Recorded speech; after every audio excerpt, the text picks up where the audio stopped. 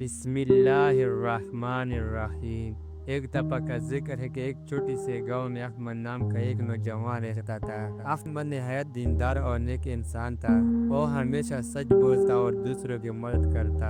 इसकी सबसे बड़ी ख्वाहिश ये थी कि वो अल्लाह के पसंदीदा हासिल करे और जन्नत में जगह पाएगा। एक दिन अहमद के गांव में एक फकीर आया। इसके कपड़े पिटे हुए थे और वो भूखा प्यासा था।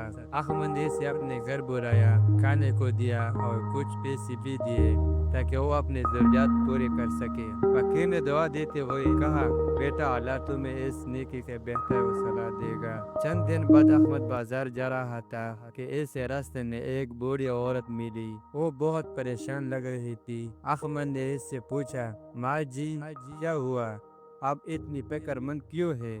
बूढ़ी औरत ने कहा, बेटा मेरा बेटा बीमार है और मेरे पास इलाज के लिए पैसे नहीं है। अहमद ने फौरन अपने जेब से पैसे निकले और कहा, ये ले माँ जी, अपने बेटे का इलाज करवाए, अल्लाह सब ठीक कर देगा। औरत ने अहमद को दवाई दी और कहा, अल्लाह तुम्हें दुनिया और आखिरत में कामयाब करे। इस रात अहमद ने जो ख्वाब देखा कि वो एक खूबसूरत बाग में जहाँ हर तरफ रोशनी और रोशनी है। फरिश्ते इसके इर्द गिर्द है और कह रहे हैं, ये बाग इन लोगों के लिए है जो दूसरों की मदद करते हैं और अल्लाह की राह में खर्च करते हैं। अहमद ने अन कुली तो इसने शुक्र अदा किया कि अल्लाह इससे खुश है।